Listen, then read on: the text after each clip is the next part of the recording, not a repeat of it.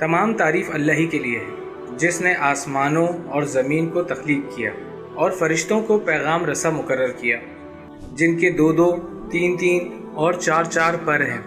وہ اپنی مخلوق کی ساخت میں جیسا چاہتا ہے اضافہ کرتا ہے۔ یقیناً اللہ ہر شے پہ قادر ہے۔ فرشتے یا اینجلز کا ذکر نہ صرف اسلام بلکہ دوسرے مذاہب میں بھی آتا ہے۔ یہود و نصارہ کے علاوہ کئی بت پرست مذاہب میں بھی کسی نہ کسی روپ میں آپ کو ان کا ذکر ملے گا، اور اکثر جادو کی کتابوں میں آپ کو ان کا مس گائیڈڈ کانسیپٹ ملے گا، جس میں جادوگر ان کو ڈائریکٹ پکارنے کی، ان سے رابطہ کرنے کی یا ان سے مدد حاصل کرنے کی کوشش کرتے ہیں۔ کفار مکہ بھی ان کی موجودگی میں یقین رکھتے تھے، پر وہ انہیں اللہ کی بیٹیاں تسلیم کرتے تھے۔ آپ صلی اللہ علیہ وآلہ وسلم کی آمد کے بعد یہ تمام فنڈامنٹل کانسیپٹس کلیئر ہو گئے۔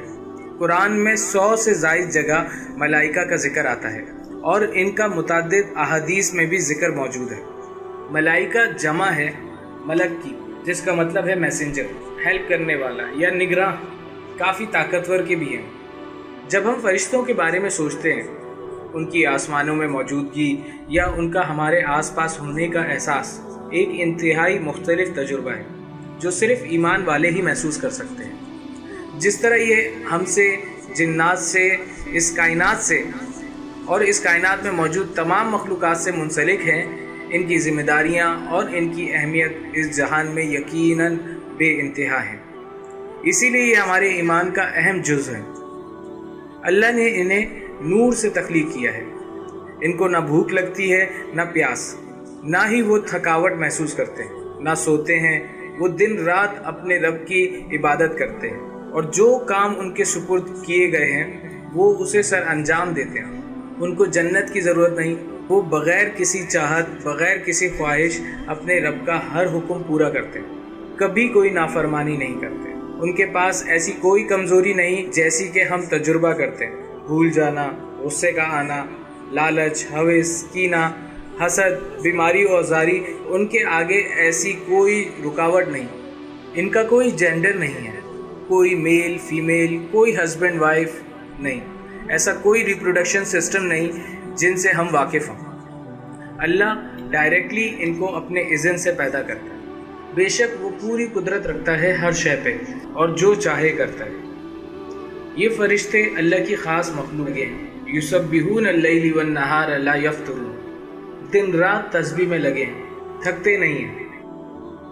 اچھا، عام خیال لوگوں کا یہ ہے کہ جیسے فرشتے کسی مشین یا کسی روبوٹ کی طرح ہیں، جن کے پاس اپنی خود کوئی سوچ سمجھنے کی صلاحیت نہ ہو یا کوئی احساس نہ ہو۔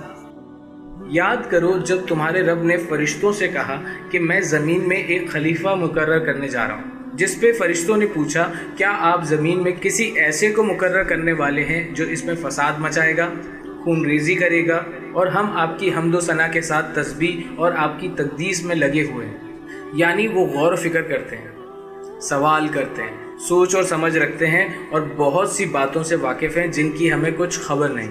ان کی اپنی پسند اور ناپسند بھی ہے، جیسا کہ ذکر آتا ہے کہ برکت کے فرشتے اس گھر میں داخل نہیں ہوتے جہاں کتا ہو یا تصویریں یا کسی جاندار کی کوئی مورتی یا شبیہ ہو۔ ان میں سے کچھ کے پاس یہ قابلیت ہے کہ وہ جانتے ہیں جو کچھ ہمارے دلوں میں چل رہا ہے، جیسا کہ صحیح بخاری میں ذکر ہے کہ فرشتوں نے اللہ سے کہا کہ انسان برائی کا ارادہ رکھتے ہیں۔ اللہ نے کہا کہ دیکھو اگر یہ کوئی غلط کام کرتے ہیں تو اسے لکھ لو، اور اگر وہ اپنا ارادہ بدل لیتے ہیں تو اسے ایک نیکی کی صورت میں لکھ لو، کیونکہ اس نے اسے میرے خاطر چھوڑ دیا۔ مطلب وہ انسانی خیالات سے واقف ہے، اور اللہ کی اس مخلوق کی بھی کافی اقسام ہیں، ان میں بھی درجات ہیں۔ ان کے پروں کی تعداد میں، ان کے قد کاٹ میں فرق ہے۔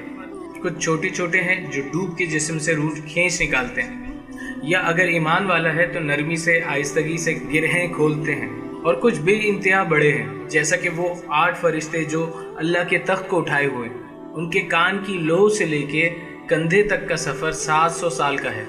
سوچیں وہ اتنے بڑے ہیں۔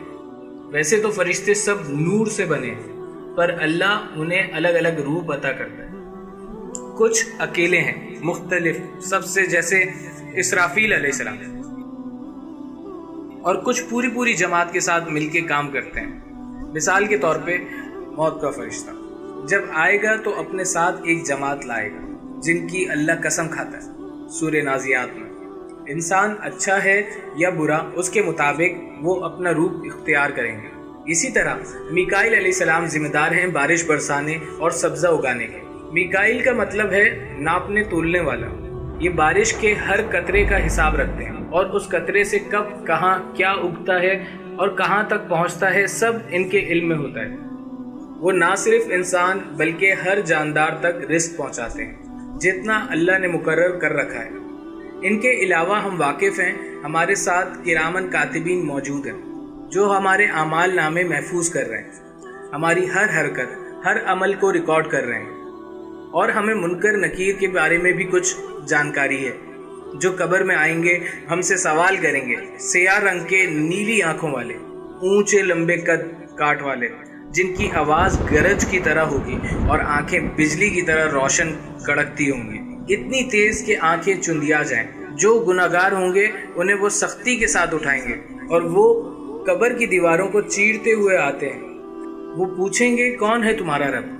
جس کو اس وقت کلمہ یاد ہوگا، جو ثابت قدم ہوگا، وہ ان سے محفوظ رہے گا۔ بے شک اللہ کے فرشتے بے شمار ہیں اور سب کے سب اپنے رب کے فرما بردار ہیں۔ کوئی پہاڑوں پہ مقرر ہے تو کوئی ہواؤں کو چلاتا ہے، کوئی سمندر کو سنبھالتا ہے۔ اسی طرح دو فرشتے ہاروت و ماروت جن کا ذکر سورہ بقرہ میں آتا ہے، جن کو اللہ تعالیٰ نے بیبیلون میں اتارا اور جو اللہ کے حکم سے لوگوں کو جادو سکھایا کرتے اور لوگوں کو آگاہ کرتے کہ ہم آزمائش کے طور پہ بھیجے گئے۔ اور ایسے ہی ذکر آتا ہے ان فرشتوں کا جو بنی اسرائیل کے پاس صندوق سکینہ لائے، یا وہ فرشتے جو حاضر ہو جاتے ہیں جہاں بھی اللہ کا ذکر چل رہا ہوتا ہے، وہ اس مجلس میں موجود ہوتے ہیں۔ اسی طرح جنت اور دوزخ کے گرد اللہ نے فرشتے مقرر کر رکھے ہیں۔ جو فرشتے دوزخ پہ مامور ہیں ان کے سردار ہیں مالک، جن کا ذکر آتا ہے کہ لوگ اس کو پکاریں گے کہ اے مالک، اپنے رب کو کہو کہ وہ ہمیں ختم کر دے۔ دوزخ میں کئی فرشتے ہوں گے پر مالک ان سب کے سردار ہیں، چیف۔ آپ صلی اللہ علیہ وسلم نے جب مالک کو دیکھا تو وہ حیران ہوئے، کیونکہ وہ نہ مسکراتا ہے نہ خوش ہوتا ہے، اور نہ ہی اس نے باقی فرشتوں کی طرح آپ صلی اللہ علیہ وسلم سے ملاقات کی۔ جب محمد صلی اللہ علیہ وسلم نے جبرائیل علیہ السلام سے دریافت کیا تو جبرائیل علیہ السلام نے جواب دیا کہ اگر یہ کسی کے لیے مسکراتا تو وہ آپ صلی اللہ علیہ وسلم ہوتے، پر جب سے جہنم وجود میں آئی ہے وہ کبھی نہیں مسکرایا۔ اور ایسے ہی رضوان وہ فرشتہ ہے جو جنت پہ مامور ہے، جو اپنے باقی فرشتوں کے ساتھ مل کے مسلمانوں کو جنت میں خوش آمدید کہے گا۔ رضوان کا مطلب ہے خوشی یا راحت کے۔ مزید ان کے علاوہ بھی کافی فرشتے ہیں۔ جب ہم نماز پڑھتے ہیں تو ہمارے پیچھے کئی فرشتے نماز پڑھتے ہیں اور وہ پہاڑ کی مانند اونچے اور بڑے ہوتے ہیں۔ ایسے ہی ایک فرشتہ روز رات کہتا ہے اختم بخیر، اختم بخیر، بار بار، کہ آپ اپنی رات اچھی طرح ختم کریں، خیر کے ساتھ ختم کریں۔ خواہش کرتا ہے کہ آپ اپنے رب کو یاد کر کے سوئیں، صدقہ کر کے سوئیں، وضو کر کے سوئیں، کچھ نہ کچھ اچھا کر کے سوئیں۔ وہیں دوسری طرف شیطان بندے کو اکساتا ہے کہ برائی کے ساتھ ہی دن کا اختتام کرے اور کچھ غلط عمل کرتے ہوئے اسے نیند آ جائے۔ آپ صلی اللہ علیہ وسلم نے فرمایا کہ اگر تم اس فرشتے کی بات مان لو گے تو وہ پوری رات تمہارے حق میں دعا کرے گا، تمہارے لیے اپنے رب سے مغفرت طلب کرے گا۔ اسی طرح ایک فرشتہ ہے اشم یا حبیب، جن کا ذکر پچھلی کتابوں میں بھی آتا ہے۔ آپ صلی اللہ علیہ وسلم ان سے پہلے آسمان پہ ملے تھے شب معراج کے موقع پہ۔ یہ آدھے برف اور آدھے آگ میں لپٹے ہیں۔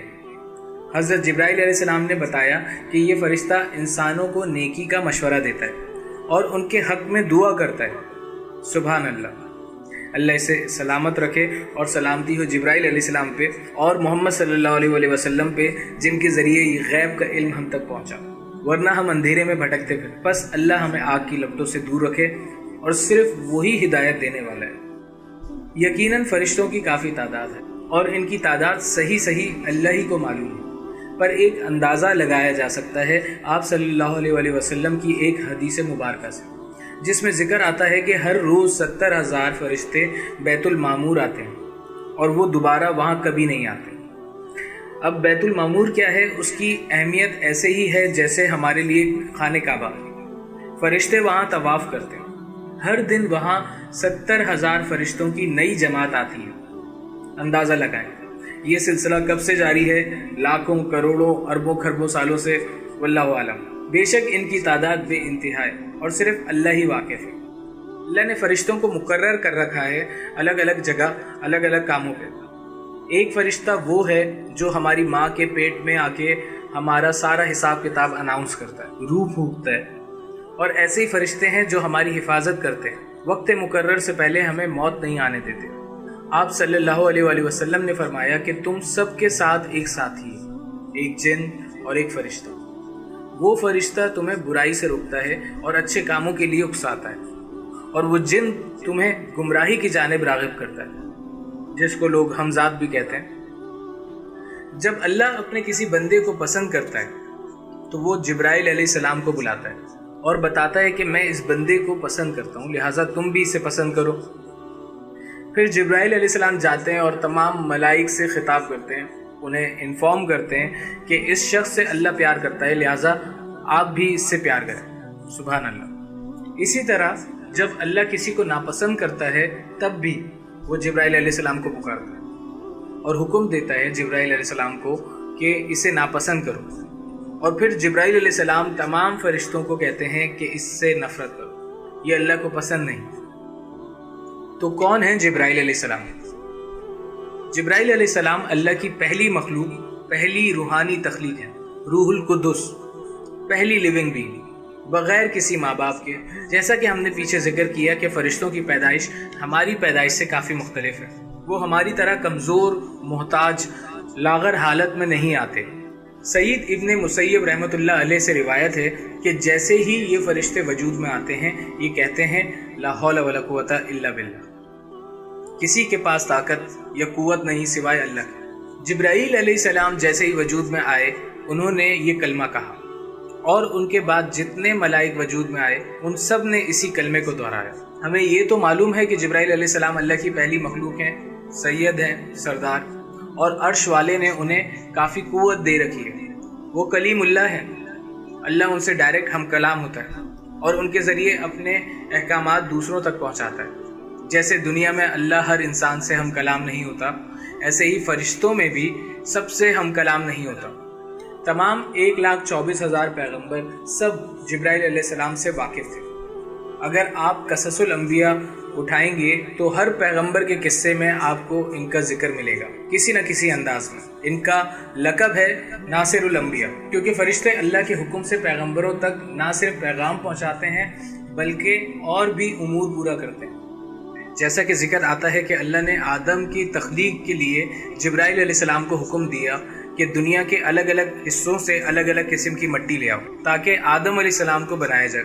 اور اسی طرح ادریس علیہ السلام نے جب جبرائیل علیہ السلام سے پوچھا کہ میری زندگی کتنی باقی ہے، تب یہ جبرائیل علیہ السلام انہیں چوتھے آسمان پہ لے گئے جہاں ان کی ملاقات ملک الموت سے ہوئی۔ اسی طرح ابن عباس رحمۃ اللہ علیہ سے روایت ہے جب ابراہیم علیہ السلام کو آگ میں پھینکا جا رہا تھا تب تمام فرشتے ابراہیم علیہ السلام کی مدد کرنا چاہتے تھے۔ میکائیل علیہ السلام انتظار میں تھے کہ بس اللہ کا حکم آئے اور وہ ساری آگ بجھا دیں، اور سارے فرشتے اس انتظار میں تھے کہ بس حکم آئے رب کا۔ تب جبرائیل علیہ السلام آئے اور پوچھا اللہ کا حاجہ، کوئی حاجت ہے، کوئی آپ چاہتے ہیں میں کچھ کروں؟ اور ابراہیم علیہ السلام نے فرمایا حسبی اللہ و نعم الوکیل، اللہ میرے لیے کافی ہے اور بہترین حفاظت کرنے والا ہے۔ سبحان اللہ۔ آپ صلی اللہ علیہ وآلہ وسلم نے جبرائیل علیہ السلام کو دیکھا اپنے اصل روپ میں، ان کے 600 پر ہیں اور ہر پر ایسا کہ پورے افق آسمان کو پر کر دے، ان میں سے موتی اور مرجان جھڑتے ہیں۔ یقیناً جبرائیل علیہ السلام کافی پہلے سے موجود ہیں اور ان کی ایگزیکٹ عمر کتنی ہے یہ اندازہ لگا پانا مشکل ہے۔ آپ صلی اللہ علیہ وآلہ وسلم کی حدیث ہے جس میں ذکر آتا ہے کہ جب اللہ نے جنت اور جہنم تخلیق کی تو سب سے پہلے جبرائیل علیہ السلام کو اس کا دیدار کروایا، جس سے معلوم چلتا ہے کہ جبرائیل علیہ السلام کی تخلیق کافی پہلے کی، اور ہمیں معلوم ہے کہ جنات اور آدم کا وجود اس کے کافی بعد آیا ہے۔ وہ یعنی فرشتے اللہ کے مکرم سرونٹ ہیں، وہ اس کے حضور بڑھ کے نہیں بولتے اور بس اس کے حکم پر عمل کرتے ہیں۔ جو کچھ ان کے سامنے ہے وہ اسے بھی جانتا ہے، اور جو کچھ ان سے اوجھل ہے اس سے بھی وہ باخبر ہے۔ وہ کسی کی سفارش نہیں کرتے بجز اس کے جس کے حق میں اللہ سفارش سننے پہ راضی ہو، اور وہ تو خود اس کے خوف سے لرزا اور ترسا رہتے ہیں۔ جاتے جاتے بس آخری ذکر جو اس آیت سے ریلیونٹ ہے، جب اللہ قیامت کے روز میزان سامنے لائے گا، ترازو جس میں اعمال نامے تولے جائیں گے، تو وہ اتنا بڑا ہوگا کہ اس میں زمین و آسمان سب سما جائے۔ تو جب وہ میزان سامنے آئے گا تو فرشتے دریافت کریں گے کہ یہ ترازو کن کے لیے، یہ میزان کن کے لیے، اور اللہ کہے گا کہ میں اپنی تخلیق میں سے جس کو چاہوں گا اس کے لیے۔ فرشتوں سے کوئی حساب کتاب نہیں ہوگا، پر وہ کیوریس ہوں گے، مطلب حیران پریشان ہوں گے، اور اس وقت وہ کہیں گے کہ پاک ہے تیری ذات، اور ہم نہیں کر سکے عبادت جس کا تو مستحق تھا، جس کا تو حقدار تھا۔ جسٹ امیجن، یہ وہ کہیں گے جنہوں نے اللہ کی عبادت، اس کی تسبیح اور فرما برداری کے سوا کبھی کچھ کیا ہی نہ ہو۔ اللہ اکبر۔ اللہ ہماری مرنے سے پہلے ہماری آنکھیں کھولے اور ہمیں صراط مستقیم پہ چلائے اور اپنے نیک بندوں میں شامل کر لے۔ آمین۔